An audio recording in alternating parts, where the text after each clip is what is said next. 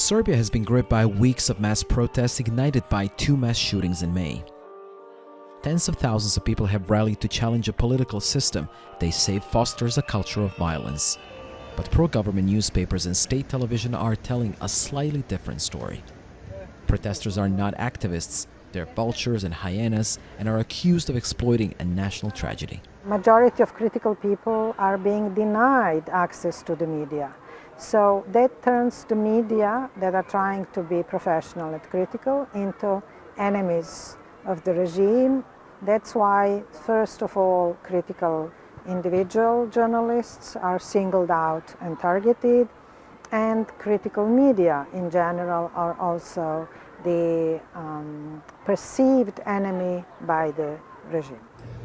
Emina Kovacevic is a news reporter with Belgrade's N1 media outlet.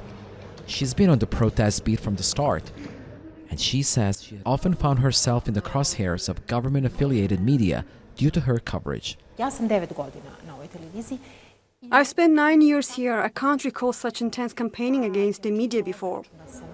She says she's witnessed government efforts to smear not only the protesters, but also the media houses covering the movement. Several men tried to break into the national broadcaster's building. A few lawmakers attempted to stop them. I was reporting. I mentioned I saw no police guarding the building. However, the government's media twisted my words. They said I was guiding protesters to unsecured doors. I faced accusations from national television for supposedly directing violent protesters. Filip Lukic shares the same sentiment. As another reporter on the ground, he says he's also met with hostility.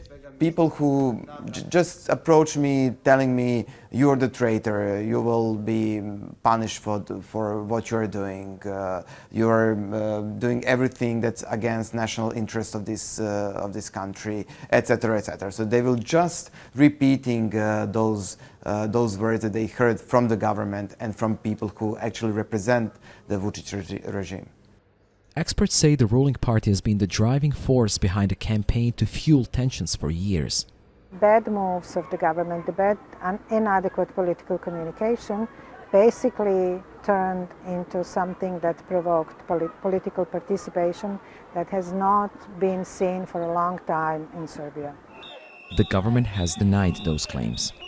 But protests in Serbia persist, with demonstrators united in their pursuit of change. But it's likely that opposition to that change will, like the protests themselves, continue.